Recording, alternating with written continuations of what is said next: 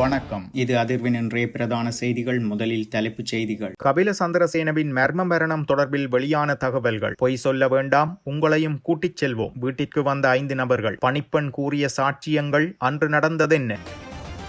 Motor சைக்கிளில் எரிபொருள் நிலையத்திற்கு வந்த நபர் திடீரென தன் மீது எரிபொருளை ஊற்றிக் கொண்டதால் பரபரப்பு. பள்ளி மாணவர்களை குறிவைத்து விநியோகம். சுமார் 3 கோடி பெறுமதியிலான பொருட்களுடன் தம்பதியினர் கைது. நாட்டிற்கு வந்த இந்தியரிடம் ஆபத்தான பொருள். சுற்றி வளைத்தது சுங்கம். 10 பவுன்களுக்கும் அதிகமான தங்க நகைகள். கிளிநொச்சியில் இளம் கணவன் மனைவி கைது. அருகில் நின்றவர்களை நிலை தடுமாற வைத்து முந்திச் செல்ல முயன்ற பேருந்து. சமூக ஊடகங்களில் பகிரப்பட்ட காணொளி போலீசார் காட்டிய அதிரடி. பல்கலைக்கழகத்தில் இடவசதி போதாது. கசிலின் மெல்வானை இடத்தை பல்கலைக்கழகத்திற்கு தரும் வரை எங்களது போராட்டம் ஓயாது. சுற்றி வளைத்தது பல்கலைக்கழக மாணவர் ஒன்றியம். நாங்கள் போலீஸ் என கூறி சுற்றுலா பிரயாண பெண்களிடம் அத்துமீறல். சிக்கினார் 2.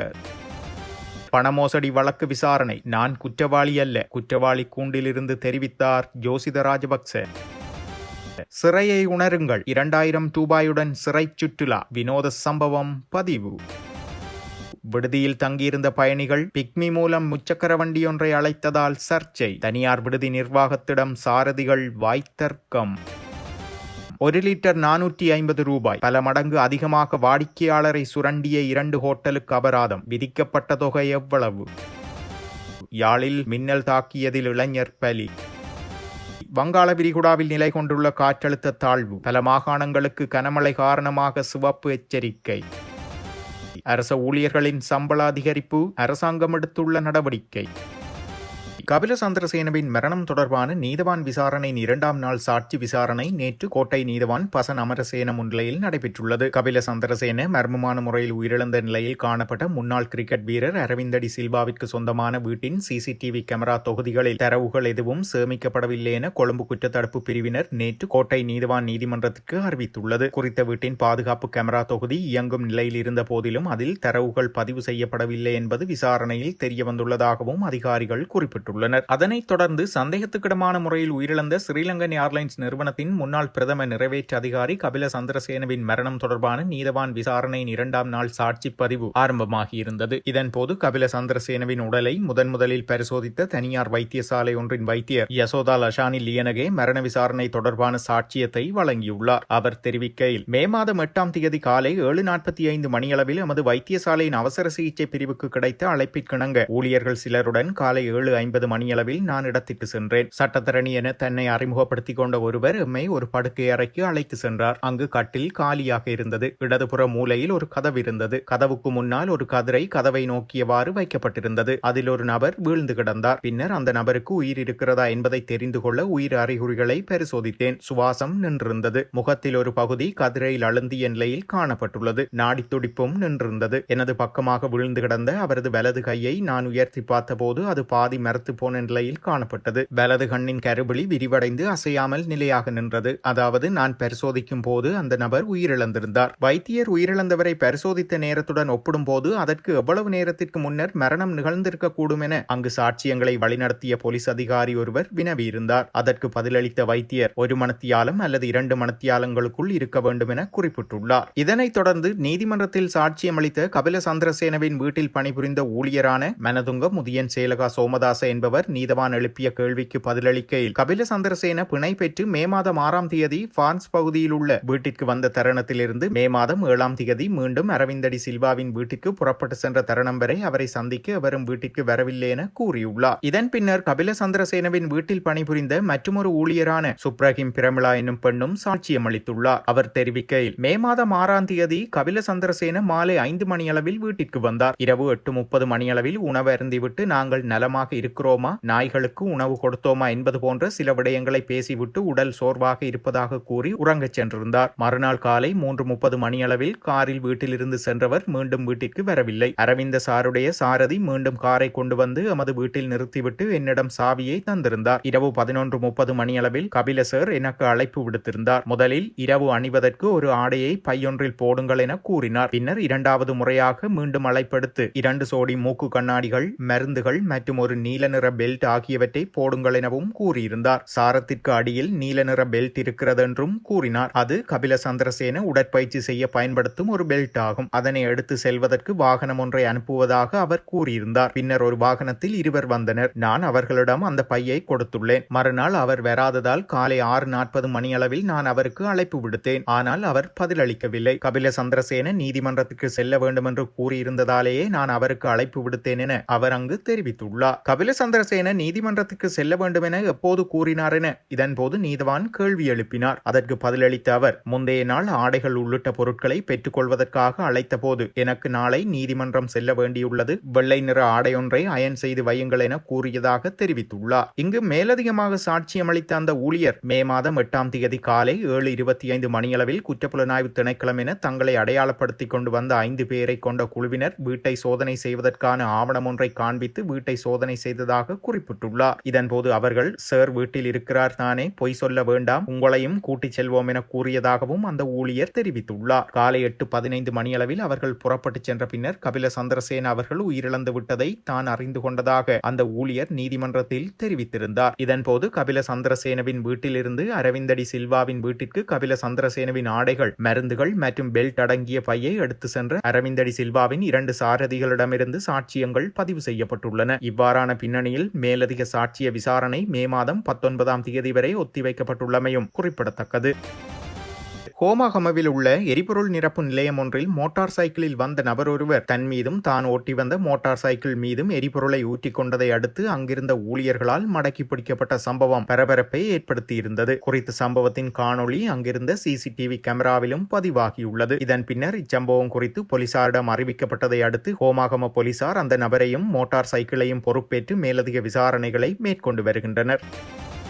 கிளிநொச்சி மாவட்டத்தின் பல பகுதிகளில் இடம்பெற்ற வீட்டு திருட்டு சம்பவங்களுடன் தொடர்புடைய இளம் தம்பதியினரை போலீசார் கைது செய்துள்ளனர். போலீஸ் பரிசோதகர் பஸ்நாயக்க தலைமையிலான குழுவினருக்கு கிடைத்த தகவலின் அடிப்படையில் விநாயகபுரம் பகுதியில் வைத்து 24 வயதுடைய கணவரும் 20 வயதுடைய மனைவியும் கைது செய்யப்பட்டதாக தெரிவிக்கப்படுகிறது. சந்தேக நபர்கள் கிளிநொச்சி உதயநகர், அம்பாள்குளம், விநாயகபுரம், சாந்தாபுரம் மற்றும் கனகாம்பிகை குளம் உள்ளிட்ட பகுதிகளில் உள்ள 9 வீடுகளில் பகல் நேரங்களில் புகுந்து திருட்டில் ஈடுபட்டுள்ளதாக ஆரம்பகட்ட விசாரணைகளில் தெரிய வந்துள்ளது. திருடப்பட்ட 10 பவுன்களுக்கும் அதிகமான தங்க நகைகள் மற்றும் பல்வேறு பொருட்களை போலீசார் மீட்டுள்ளதாகவும் தெரிவிக்கப்படுகிறது. இது ஒரு புறம் இருக்க, மீகொட ஒவிட்டிகம பகுதியில் ஐஸ் மற்றும் ஹெரோயின் உள்ளிட்ட சுமார் 3 கோடி ரூபாய் மதிப்புள்ள பெருமளவிலான போதைப் பொருளுடன் ஒரு தம்பதியினர் கைது செய்யப்பட்டுள்ளனர். முதற்கட்டமாக மீகொடவின் தம்பே பகுதியிலிருந்து ஒரு ஆண் சந்தேக நபர் கைது செய்யப்பட்டிருந்தார். அவரிடம் ஒரு முச்சக்கர வண்டியில் 150 கிராம் ஹெரோயின் கண்டுபிடிக்கப்பட்டது. விசாரணையை தொடர்ந்து சந்தேக நபர் வாடகைக்கு எடுத்திருந்த ஹோமாகம பிட்டிபானவில் உள்ள 2 மாடி வீடொன்றை போலீசார் கண்டுபிடித்திருந்தனர். வீட்டிற்குள் 1 கிலோகிராம் மற்றும் 50 கிராம் ஐஸ் மற்றும் பிற போதைப் பொருட்களை போலீசார் கண்டறிந்து கொண்டனர். அதே வீட்டில் ஒரு பெண்ணும் கைது செய்யப்பட்டார். பின்னர் மேற்கொண்ட விசாரணையில் கைது செய்யப்பட்ட இருவரும் தம்பதியினர் என்பது உறுதி செய்யப்பட்டது. இந்த போதைப் பொருட்கள் அனுராதபுரம் பகுதியில் உள்ள பள்ளி மாணவர்களுக்கு விநியோகம் செய்வதற்காக கொண்டு செல்லப்பட்டதாகவும் தெரிய வந்துள்ளது.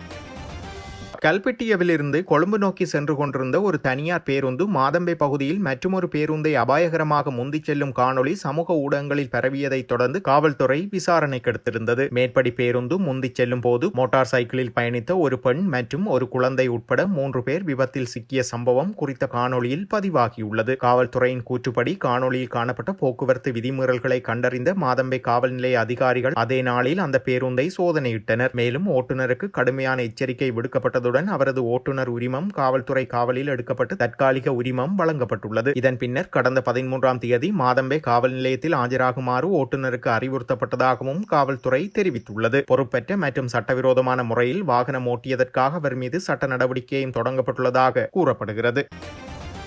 உரிமையாளர் எவருமற்றதாக கருதப்படும் மெல்வானையில் அமைந்துள்ள நிலம் மற்றும் வீடு உள்ளிட்ட சொத்துக்களை பல்கலைக்கழகங்கள் உட்பட பொதுமக்களின் பயன்பாட்டிற்கு வழங்குமாறு கோரி அனைத்து பல்கலைக்கழக மாணவர் ஒன்றியம் நேற்றைய தினம் போராட்டம் ஒன்றை முன்னெடுத்துள்ளது. தற்போதைய அரசாங்கம் ஆட்சிக்கு வரும்போது மக்களிடமிருந்து திருடப்பட்ட சொத்துக்கள் மீண்டும் மக்களுக்கே வழங்கப்படும் என அளித்த வாக்குறுதியை நினைவூட்டி அவர்கள் இந்த போராட்டத்தில் ஈடுபட்டுள்ளனர். இதன்போது இடவசதி குறைந்த பல்கலைக்கழகங்கள் மற்றும் பொதுமக்களின் பயன்பாட்டிற்காக குறித்த சொத்துக்களை வழங்குமாறு அவர்கள் கோரிக்கை விடுத்துள்ளனர். சுமார் 15 ஏக்கர் நில நிலப்பரப்பில் இந்த வீடு கட்டப்பட்டுள்ளதுடன் இதற்கு உரிமையாளர்கள் எவரும் இல்லாத காரணத்தினால் இது நீதி அமைச்சின் கீழ் கொண்டு வரப்பட்டிருந்தது. இந்த வீட்டிற்கும் தனக்கும் எந்தவிதமான தொடர்பும் இல்லை என பெசில் ராஜபக்ச தனது சட்டத்தரணிகள் ஊடாக நீதிமன்றத்திற்கு அறிவித்திருந்த நிலையிலேயே இந்நடவடிக்கை எடுக்கப்பட்டது. பின்னர் குறித்த வீட்டை மற்றும் நிலத்தை ஏலத்தில் விடுமாறு நீதிமன்றம் உத்தரவிட்டிருந்தது. அரகலே போராட்ட காலத்தில் ஒரு குழுவினரால் இந்த வீட்டிற்கு தீ வைக்கப்பட்டிருந்ததுடன் தீ விபத்தினால் வீட்டின் ஒரு பகுதி சேதமடைந்து காணப்பட்டது. அதன் பின்னர் இந்த வீட்டில் சர்வதேச நீதிபதிகள் ஆராய்ச்சி மற்றும் பயிற்சி மையம் ஒன்றை ஆரம்பிக்க திட்டமிட்டிருந்த போதிலும் அது நீண்ட காலமாக நடைமுறைப்படுத்தப்படவில்லை. இவ்வாறானதொரு பின்னணியிலேயே உரிமையாளர் எவருமற்ற இந்த வீட்டை தமக்கு வழங்குமாறு அனைத்து பல்கலைக்கழக மாணவர் ஒன்றியம் இந்த கோரிக்கையை விடுத்துள்ளது. பதுளை எல்ல 9 வளைவு பாலம் அமைந்துள்ள சுற்றுலா தள பகுதியில் நீண்ட காலமாக குற்றச்செயல்களில் ஈடுபட்ட 2 இளைஞர்கள் கைது செய்யப்பட்டு விளக்கமறியலில் வைக்கப்பட்டுள்ளனர். ஹாலியல பகுதியை சேர்ந்த 33 மற்றும் 36 வயதுடைய இருவரே எதிர்வரும் 26ஆம் தேதி வரை விளக்கமறியலில் வைக்கப்பட்டுள்ளதாக காவல்துறை குறிப்பிட்டுள்ளது. காவல்துறையினர் என தம்மை கூறிக்கொண்டு சுற்றுலா சென்ற பெண்களை துஷ்பிரயோகத்திற்கு உட்படுத்தியதோடு அவர்களின் நகைகள் மற்றும் பெறுமதி வாய்ந்த பொருட்களை சந்தேக நபர்கள் திருடியுள்ளதாக தெரிவிக்கப்படுகிறது. அதற்கமைய சந்தேக நபர்களிடமிருந்து சுமார் 5 லட்சம் ரூபாய் தங்க நகைகளும் கையடக்க தொலைபேசிகளும் பறிமுதல் செய்யப்பட்டுள்ளதாகவும் காவல்துறை குறிப்பிட்டுள்ளது.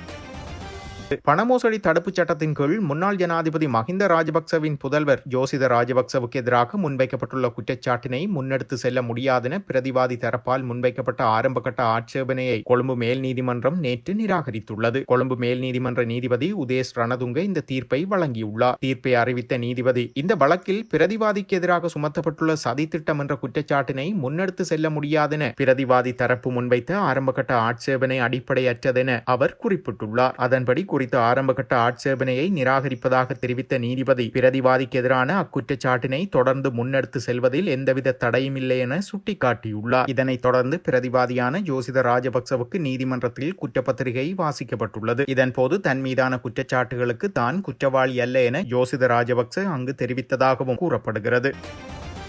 இந்தியாவின் ஹைதராபாத் சஞ்சல்குடா மத்திய சிறையில் சிறையை உணருங்கள் என்ற தனித்துவமான அனுபவத்தை பெறும் திட்டம் அறிமுகப்படுத்தப்பட்டுள்ளது. இது சாதாரண குடிமக்கள் தாமாக முன்வந்து சிறை வாழ்க்கையை அனுபவிக்க அனுமதிக்கிறது. பார்வையாளர்கள் கட்டணம் செலுத்தி பிரத்யேகமாக வடிவமைக்கப்பட்ட சிறை போன்ற அறைகளில் 12 மணி நேரம் அல்லது 24 மணி நேரம் தங்குவதை தேர்வு செய்யலாம். இதற்காக ஒரு நாளைக்கு இந்திய மதிப்பின்படி 2000 ரூபாய் செலுத்துவதன் மூலம் பங்கேற்பாளர்கள் சிறையில் தங்க முடியும். இந்த முயற்சி வெறும் பொழுதுபோக்காக மட்டுமில்லாமல் சிறை ஒழுக்கம், மறுவாழ்வு மற்றும் சுதந்திரத்தின் மதிப்பு ஆகியவற்றை மக்கள் புரிந்து கொள்ள உதவுவதை நோக்கமாக கொண்டுள்ளதென்று அதிகாரிகள் தெரிவிக்கின்றனர். பங்கேற்பாளர்கள் கட்டுப்படுத்தப்பட்ட நடைமுறைகளை பின்பற்றுவார்கள் என்றும் சிறை பாணியிலான உணவை உண்பார்கள். மேலும் சிறைவாசத்தை பாதுகாப்பாக மீண்டும் உருவாக்கும் வகையில் வடிவமைக்கப்பட்ட எளிய அறைகளில் தங்குவார்கள் என்றும் கூறப்படுகிறது.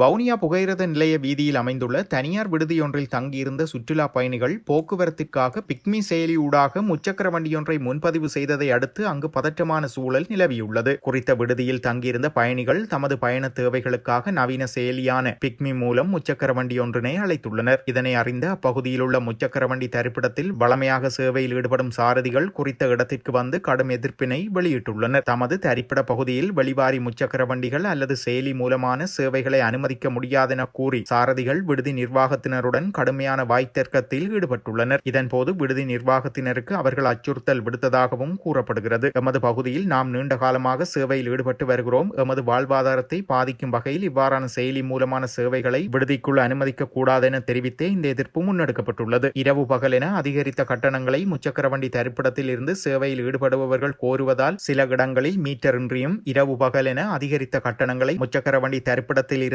சேவையில் ஈடுபடுபவர்கள் கோருவதால் நவீன தொழில்நுட்பங்களை பயன்படுத்தி இலகுவாகவும் குறைந்த செலவிலும் பயணங்களை மேற்கொள்ள முற்படும் பயணிகளுக்கு இவ்வாறான உள்ளூர் முச்சக்கர வண்டி சாரதிகளின் செயற்பாடுகள் அசௌகரியத்தை ஏற்படுத்துவதாக சமூக ஆர்வலர்கள் கவலை தெரிவிக்கின்றனர். இவ்விடயம் தொடர்பில் உரிய அதிகாரிகள் கவனம் செலுத்தி பயணிகளின் தெரிவுரிமைக்கு ஏற்ற வகையில் முறையான தீர்வொன்றை பெற்றுத்தர வேண்டும் என விடுதி உரிமையாளர்கள் கோரிக்கையும் விடுத்துள்ளனர்.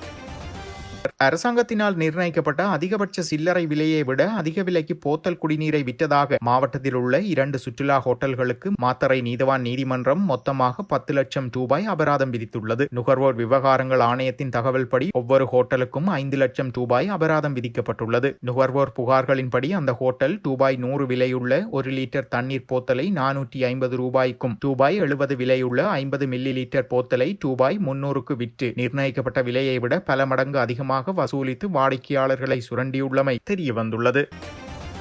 யாழில் மின்னல் தாக்கி இளைஞர் ஒருவர் உயிரிழந்துள்ளார். குறித்த சம்பவமானது நேற்று இடம்பெற்றுள்ளது. சுழிபுரம் மத்தி சுழிபுரத்தை சேர்ந்த இளைஞரை இவ்வாறு உயிரிழந்ததாகவும் கூறப்படுகிறது. குறித்த இளைஞர் நேற்றைய தினம் வயலில் வேலை செய்து கொண்டிருந்த போது அவர் மீது மின்னல் தாக்கியுள்ளது. இந்நிலையில் அவர் சம்பவ இடத்தில் உயிரிழந்திருந்தார். இதன்பின் அவரது சடலம் யாழ் போதனா வைத்தியசாலையில் அனுமதிக்கப்பட்டுள்ளது. இது குறித்த விசாரணைகளை வட்டுக்கோட்டை போலீசார் மேற்கொண்டு வருகின்றனர். இலங்கையின் பல பகுதிகளை பாதிக்கும் கனமழை காரணமாக வானிலை ஆய்வுத்துறையால் சிவப்பு எச்சரிக்கை விடுக்கப்பட்டுள்ளது. இந்த அறிவிப்பின்படி மேற்கு சப்ரகமுவ மற்றும் வடமேற்கு மாகாணங்களின் சில இடங்களிலும் கண்டி, நுவரெலியா, காலி மற்றும் மாத்தறை மாவட்டங்களின் சில பகுதிகளிலும் 150 மில்லிமீட்டருக்கும் மேல் கனமழை பெய்யக்கூடும் என்று கணிக்கப்பட்டுள்ளது. மேலும் கனமழையுடன் சேர்ந்து ஏற்படக்கூடிய வெள்ளம் மற்றும் நிலச்சரிவு அபாயங்கள் குறித்து பொதுமக்கள் மிகுந்த விழிப்புடன் இருக்குமாறும் வானிலை ஆய்வுத்துறை வலியுறுத்தியுள்ளது. அரச ஊழியர்களின் சம்பளத்தை அதிகரிப்பது தொடர்பாக நடவடிக்கை ஒன்று முன்னெடுக்கப்பட்டுள்ளதாக தகவல்கள் வெளியாகியுள்ளன. அந்த வகையில் அரச ஊழியர்களின் சம்பளத்தை அதிகரிப்பதற்கும் அவர்களின் தொழில்சார் நிபுணத்துவத்தை மேம்படுத்துவதற்குமான விசேட ஆணைக்குழுவை நிறுவும் பணிகள் ஆரம்பிக்கப்பட்டுள்ளதாக தொழில் பிரதி அமைச்சர் மஹிந்த ஜெயசிங்க தெரிவித்துள்ளார். அரசு துறையில் பல தசாப்தங்களாக நிலவி வரும் சம்பள முரண்பாடுகள் மற்றும் தொழில்முறை சார்ந்த பிரச்சினைகளுக்கு இந்த ஆணைக்குழுவின் ஊடாக தீர்வு காண எதிர்பார்க்கப்படுகிறது. அரசு ஊழியர்களின் சம்பள முரண்பாடுகளை களைந்து அவர்களின் தொழில்சார் நிபுணத்துவத்தை மேம்படுத்துவதற்கான விசேட ஆணைக்குழு ஒன்று நிறுவப்படும் என்று எதிர்பார்க்கப்பட்டுள்ளது. அவர்களின் தொழில்சார் நிபுணத்துவத்தை மேம்படுத்துவதற்கான விசேட ஆணைக்குழு ஒன்று நிறுவப்படும் என அறிவிக்கப்பட்டிருந்தது. இது தொடர்பான அறிவிப்பு ஜனாதிபதி அன்ருகுமார் திசாநாயக்கவினால் 2026ஆம் ஆண்டிற்கான பாதீட்டில் முன்வைக்கப்பட்டிருந்தமையும் குறிப்பிடத்தக்கது. இந்நிலையில் அரசு ஊழியர்களின் நீண்டகால கோரிக்கைகளுக்கு தீர்வு காணும் நோக்கில் இந்த செயல்முறை தற்போது உத்தியோகபூர்வமாக தொடங்கப்பட்டுள்ளமை குறிப்பிடத்தக்கது. இத்துடன் செய்திகள் நிறைவடைகின்றன. மறக்காமல் அதிர்வு சேனலை லைக் மற்றும் சப்ஸ்கிரைப் செய்து கொள்ளுங்கள்.